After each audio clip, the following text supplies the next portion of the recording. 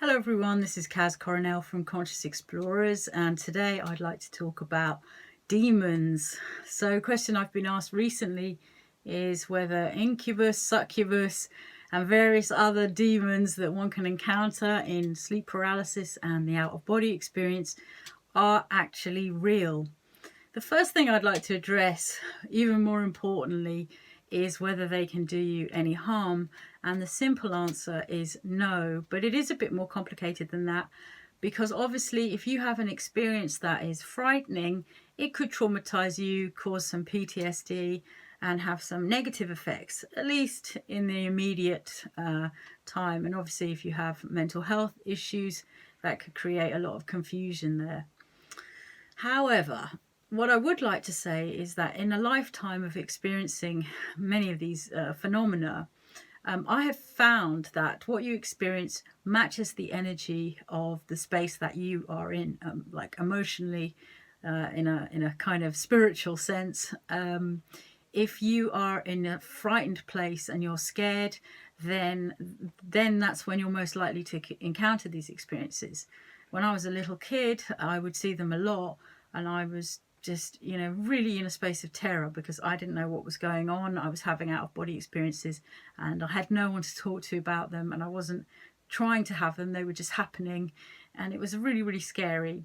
As I got older and I became more wild and promiscuous, I often encountered the incubuses, which are the male version. There's incubus, succubus. Succubus is the female who prey on the men, and the incubus is the male that prey on the female.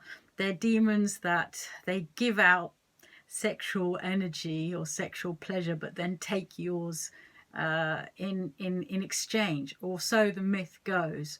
Well, I feel like I encountered these beings before I'd ever read about them. But that doesn't bother me or make them feel any more threatening. What I found was that I had an amazing time with them. And people would then, when I further looked into it, people told me, don't engage with them, they'll steal your life force. Well, I've looked back on it and I've thought, were they stealing my life force? And it's very difficult to say that they were, because in reality, I was leaking energy everywhere. I had no boundaries. And so the experiences that I was having and the experiences that I was attracting, not just in out-of-body experience or dreams or whatnot, but in throughout the whole of my life, matched that. So that energy was going anyway. So I do believe that if I hadn't have been in that specific state, that wouldn't have happened. Later in life, now that I'm happier and more content and more settled, at least emotionally, than ever before, I never see any of these entities at all. They just haven't come my way. But even whilst I was experiencing them, one thing that I learned, and it took me a long time to learn this, is that I could get rid of them also by changing my energy. So a simple way of changing your energy, or a simple way of changing the situation with these guys, is to send them love. You can literally try and hug them and they disappear. At least this has always been my experience of it. I appreciate that if you are having a terrifying sleep paralysis situation, you may not be in a space of being able to send out love.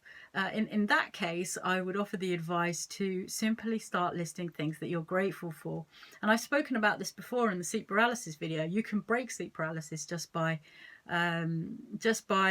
well, you can break the sleep paralysis by doing various things, but you can break the darkness of it, any darkness you might be experiencing, just by listing things that you're grateful for.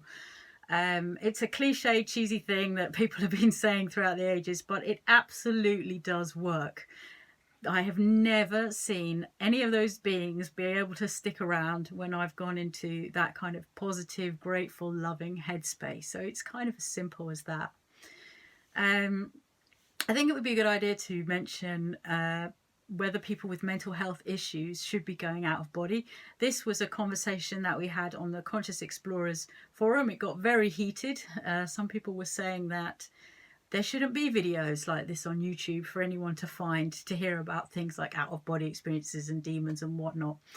Well, it's my experience that if you are, perhaps mentally unstable, you may be having these experiences anyway. you may be very mentally stable and having them, but you know, a lot of the time people are just having these experiences regardless. But if you're not, and you are in a self-destructive space, or you're depressed or severely confused, and you're thinking about learning how to have out-of-body experiences to, you know, help solve your issues, I would say be aware that the kind of experiences that you are likely to have are going to mirror the energy that you're at. So if you have full awareness of that, then that, you know, is better. If you don't, you know, you could really get very, very scared by it. Also, you know, I wouldn't recommend it without some kind of guidance. Find a teacher or a therapist who's switched on in that way, who could help you if this is something that you feel a calling to. So the question of whether these experiences are real or not. Well, real for me is a hazy word. When you have these out of body experiences that, you know, are more vivid than the ones that I'm having here, it's hard to say which of these levels, you know, what's the real thing.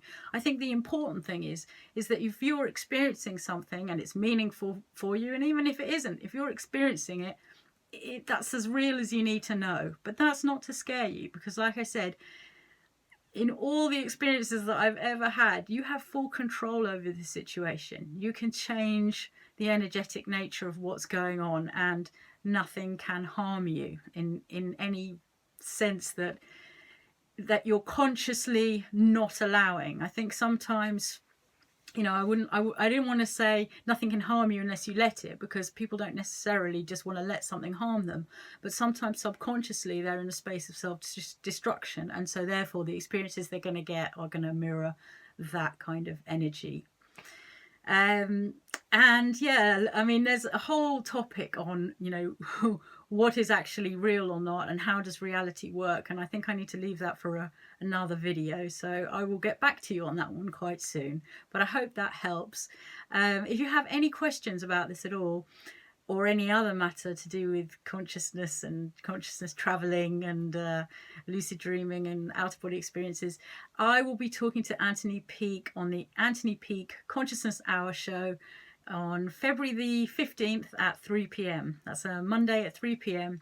If you go to his page, or his Anthony Peake Consciousness Hour page, then you will see the Facebook Live come up, and I would love for you to get involved in the discussion with any questions or thoughts or ideas. So thank you so much for listening, and I hope to see you soon. Much love.